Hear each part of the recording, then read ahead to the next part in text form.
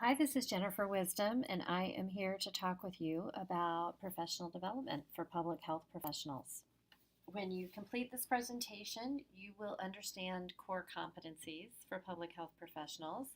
You will create and implement a professional development plan, and I'll give you some tips for increasing your leadership skills. So let's get started. These are the core competencies for public health professionals. These are established by the Public Health Foundation, and the link is at the bottom of the page. There's different kinds of skills, many of which you have learned in your master's program or in your graduate certificate or even in your undergraduate public health program. Some of them you've learned on the job. All fantastic. Go to this website and take a look at these core competencies. They are divided into 3 levels. So Tier 1 is for frontline staff or entry-level staff. Tier 2 is for program management or supervisor staff, and Tier 3 is for senior and executive staff. Many of you may be at the frontline staff or entry level, especially if you started this educational program with little work experience in the field of public health. For those of you who have had a moderate level of work experience in public health, you may be at Tier 2, and some of you could be at Tier 3. So figure out what tier you are, then go to the website and take a look at what the core competencies are at each level. So this is just an example for Tier 1 communication, in which the competencies are that you can identify literacy of different populations, you can communicate in writing and orally with both linguistic and cultural proficiency, you could solicit inputs from individuals, etc. Again, this is just a small part. Take a look at these and become familiar with these. You may also have other competencies that are part of your job description if you're working in the field, or part of your educational program for competencies you are expected to learn. Pull those out too, and you'll need them in just a few minutes. So we may often think that success is a direct line, that it's just a straight path, but many times it's a lot of different moving around. As you move between different positions, you get to know different people and learn from them, and you have different challenges in your life. So with that in mind, let's move forward to creating and implementing your own professional development plan. So here are 4 steps toward creating and implementing your professional development plan. The first is self-assessment. So take a look at those public health core competencies and identify where you have strengths and where you have weaknesses, or areas where you would like to grow. You can also take a look at any of those other items that I suggested you take a look at, your job description or your competencies for your particular graduate program. Any of those can be areas that you could use as a way to assess your strengths and weaknesses. You can always ask a colleague, a mentor, a professor for assistance, and take a look at which areas you would like to grow in. Write these down. It's really important that you write them down. Try to pick several and make sure that you write them down, or you can highlight it if you print it out or highlight it in your PDF, but make sure it's very clear to you. Your second step is to clarify your vision. So write down a broad vision statement that clarifies what you want to be a part of creating. So for example, you may want to achieve equity in health services delivery, or equity in addiction services delivery, or equity in child mental health service delivery. You may want to eradicate anemia or depression or schizophrenia or addiction. You may want to ensure all children are vaccinated. Whatever it is, it's a broad statement of the way you want things to look like and what you want to be a part of creating. Write it down. It may take a little while to wordsmith it and get it just how you want, but get your vision statement to a point where it just makes you thrilled that that is what you want to get up in the morning to reach. Write it down. Next, state your mission within that vision. So this is within the vision that you just created. What is your part in achieving this vision? So this is the difference that you personally will make in the world as a result of who you are and what you do and what you bring to the table. So for example, if your vision was eradicate anemia, Your mission could be something that's based on your work as a clinician, so ensuring that all children are tested at your clinic. It could be based on marketing or advertising, so taking a look at opportunities for advertising to promote iron-rich foods. It could be related to research on implementation. There's so many different ways that you personally can contribute to achieving your mission. What is the way you want to contribute to achieving your mission? Write it down. Next, you can create specific strategies. So you're going to use your self-assessment and what your goals are that you want to, what the areas are that you want to grow on. You'll take a look at your vision and your mission, and you will identify some strategic career goals. You want goals that are achievable and measurable with timelines. So you have to put a deadline on these for when you will get this accomplished. So for example, in the next year, I will take a course on something that's important to you, complete a literature synthesis or complete a research study or write something else, write a paper, write a letter to the editor, talk with 3 experts about this particular topic regarding career paths and opportunities, or shadow someone, have an informational interview, watch a certain program, do whatever it is that you get. There are lots of different things you can do. If you're not sure, talk to a trusted mentor or colleague or a faculty member about what the steps are. Bring your self-assessment and your vision and your mission and talk with that person about what the steps are to get you toward where you want to be. Of course, you're not going to eradicate schizophrenia overnight, but whatever your mission is as part of that big vision, you can take steps toward achieving that. And that's your own professional development right there. Write down at least 3 strategies, preferably more, and then put target dates for completion. And if you have a big project or a big strategy like completing a literature synthesis, you may want to put multiple dates for completion. That step 1 is by the end of this month, I will have identified my research questions and read up on how to conduct a literature synthesis. And then maybe by the end of next month, I will review this with a mentor and with a librarian and set up my search strategy. And then by the month after that, you see how that goes. So you could put together strategies and review with a trusted mentor, colleague, or faculty member. They'd be happy to help you with creating these specific strategies. Then you just have to go out and do them. Piece of cake, huh? Okay, so we've talked about your core competencies for public health professionals. We have created and implemented a professional development plan to get you going. And now I want to talk a little bit about increasing your leadership skills. So first, it's important to know what a leader is. A leader is simply a person who motivates people to work collaboratively to accomplish great things. I love that. You're motivating people to work together to accomplish great things. It's fantastic. It's important to understand the difference between managers and leaders. Managers mobilize people and resources to get things done, which is fantastic. Leaders, however, set the purpose and the direction for how the team's going to move forward. And the leaders are also focusing not just on the short term of what needs to be done now, but for the long term of the unit or the organization and for achieving that long-term mission and vision. So leadership, public health leadership is incredibly important. It's something we need a lot of. So here's some ways for you to start developing your critical skills for leadership. And each of these you can work on whether you are officially in a leadership position or not, and whether you have that official leadership title or not. All of these are things that will help you in leadership. So the first critical skill is how to set goals and enact them. And if you've been paying attention to this point, you've already set some goals and you're working on enacting them. So regardless of what your goal is, like increasing client outcomes or staff relationships or revenue, or completing your professional development goals, you can use the scientific method. And I'm sure you're familiar with this.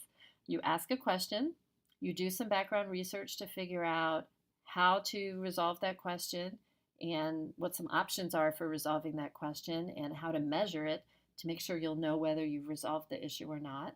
Then you construct a hypothesis. I believe that my hypothesis is if I do this, then that will change. And then you test your hypothesis by doing a brief experiment. This doesn't need to be a full-on research project. This can be just a week of trying something different. Analyze your data, and then come to a conclusion and confirm your results. So was your hypothesis correct? And if your hypothesis was not correct, that doing X will lead to a change in Y, then go back and think about what needs to change. Maybe you need to reframe your question. Maybe X was the wrong intervention. Maybe Y was the wrong way to measure it. Whatever those things are. These are skills that I'm sure you are honing right now in your graduate program, and so these are things you can use to address any kind of goals. Critical skill 2 is how to run a meeting. This may seem like a manager task, but this is also a leadership task. This is good to be able to do this no matter where you go. First question to ask yourself, do we really need a meeting? Is a meeting the best way to accomplish this goal? So if you don't need to have a meeting, don't have a meeting. Maybe the best way to accomplish the goal is to send an email out to a number of people, or go by their desks, or go up to them and share with them whatever it is you want to say, or ask them questions individually. If you do need a meeting, here's some steps to run a good meeting. First of all, have a plan. What is it you want to accomplish in the meeting? Who are the right participants who need to be there? What's the setting in which you'll have the meeting? Put an agenda together. I hate going to meetings without an agenda. Put an agenda together of what you're going to discuss, and then try to think about what the challenges might be. So do we need data in this meeting, certain data that I should go ahead and get, because if we don't have that data, we're not going to be able to make a decision? Or do we need certain resources, or do we need certain people there? Are there people who might not agree with this plan, or might not want to really support moving forward in this way? Consider having pre-meetings, especially if it's a controversial topic, or if you're new at running meetings. You can share your agenda with someone and say, this is what I'm planning, what do you think? Or what do you think? Do you think people will agree with this idea or not agree with this? It'll give you some sense so that when you run of what's going on, so that when you run the meeting itself, you'll be better prepared. And then when you get to the meeting, listen, of course, because since you're having a meeting, it must mean you want to hear from other people. So make sure to listen to them. Stay positive, stay goal-oriented. Encourage everyone to take part and be authentic. Keep working toward that goal. Critical skill 3, how to find mentors and be one. So a mentor is someone who takes a special interest in helping someone develop. And there are lots of us mentors. It may seem like we're impossible to find, but we are everywhere. Mentorship relationships are characterized by mutual trust and understanding and empathy. And it's usually best to have multiple mentors. Your mentor is not going to be a parent who takes care of your every need, if your parents did that. But having multiple mentors will be helpful for you. For example, when I was a graduate student, I had one mentor who was my go-to methods person. I had another mentor who helped me with political challenges. I had a third mentor who was my clinical person that I could run clinical problems by. And different mentors for different reasons. That is totally fine, and that's great, because then you don't burn out one mentor, and you get to talk to people and get different opinions about different challenges. When you have a mentor, it's important to be a good protege, which means you're prepared, you're responsible, and you're loyal to your mentor, and you support them. So how do you find these magical mentors? Ask. If you're interested in, for example, I'm interested in developing a program to address addictions in young people. Okay, maybe you don't know too much about that. Start asking. You could ask your faculty, you could ask your colleagues, you could ask even your friends. Some of them might know. If they don't know someone, they might know someone who knows someone, or know someone who could possibly know someone. So if I was interested in that, someone might say, well, I don't know anyone who works in addictions, but I know someone who's a psychologist, or I know a primary care doctor, or I know someone who used to work in criminal justice. Would that be close? And you can say, yes, absolutely. I'd be happy to talk to that person. And then prepare, and then ask them, do they know anybody who you could talk to about your topic? And you keep doing that until you find people that are really of interest to you and who are taking an interest in your development, and then you can develop them into mentors. So notice I don't suggest going up to people and saying, will you be my mentor? Because a lot of times that feels really overwhelming to people. But if you just get them to ask people about their experiences and ask a few questions, you can find mentors as you move forward. So critical skill 4, how to build a team. A team is a small number of people with complementary skills. Notice that's not the same skills. People who have different skills, who are committed to a common purpose, a set of goals, and an approach for which they hold themselves mutually accountable. So you already know how to do some of these things already. The complementary skills, you knew how to do a self-assessment, and you can work with other people on theirs. Common purpose and performance goals, so you know how to put together strategies and goals, and you can work with them about being mutually accountable. You can set ground rules for a team. Usually those ground rules have to do with respect. Make sure we show respect for each other and around how we're going to work toward this set of performance goals, maybe how frequently we meet. You can help the team develop goals and an agenda. Sometimes this is given to you, like by a boss or someone else, and other times you get to co-create it. But if you're not in a leadership position, try to help pursue, here's how we identify what our goals are, or let's clarify what our goals are, or could we discuss what the agenda is for today? It'd be important for us all to be on the same page about that. You can contribute to that even if you're not the official leader of the team. You can also contribute to or help establish roles and responsibilities. It's really hard when you have a lot of different people who are eager and who have a lot of different skills to help them understand what their role is in this project so that you don't duplicate effort and you're not all over each other trying to do the same thing at the same time. You can help clarify that part so that everyone can contribute and everyone can contribute their best. You can also help discuss paths for how we're going to discuss this or decision making. So one of the important things you can do is ensure that right before a meeting ends or before any kind of gathering ends, to make sure everyone's on the same page about what those action items are. Okay, we said you're going to do this. Who's going to do this again? I know I was going to do this one. And make sure all the action items are accounted for. And then, of course, you can follow up. And this, again, all of these are things you can do whether you're in an official leadership position or not. Finally, your critical skill 5. If you do any of these first 4 critical skills, you will definitely have conflict. So the first step in getting better at negotiating conflict is knowing your default mode. It may be one of these here where you tend to avoid conflict or you tend to always collaborate or give in and let people do whatever they would like to do. Whatever that mode is, it's good to learn that. Then, once you learn what your default mode is, you can start noticing when you're in conflict, what are you doing, and are there opportunities to choose a different approach? Now, you're never going to go from avoiding to cooperating overnight, and cooperating is not even the best way to handle every single problem. But as you start noticing those opportunities and start taking some chances, you'll be able to identify ways in which you can use different techniques to address different kinds of conflicts, and you'll build your skills in how to negotiate conflict. So a few last words. It is important to attend to your own professional development. It's not your boss's job. It's not your faculty's job. It is your responsibility to attend to your own professional development.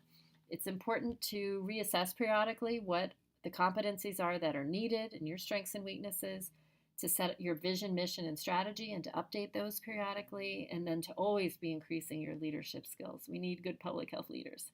So together, as these public health leaders, we can set purpose and direction for the field, we can motivate and inspire others to accomplish great things, and we can create the future. I have some items here for additional reading. The first 2 are specific to mental health and behavioral science workforce around how to do successful training and professional development. The third one is for public health generally and how to transform education and professional development to strengthen health systems globally. The link is to the Public Health Foundation, and then the last 2 are books that can help you identify what your goals are and reach even higher for the vision and mission that you truly want to make the world a better place. Thank you so much for your attention, and I wish you the very best on your professional development.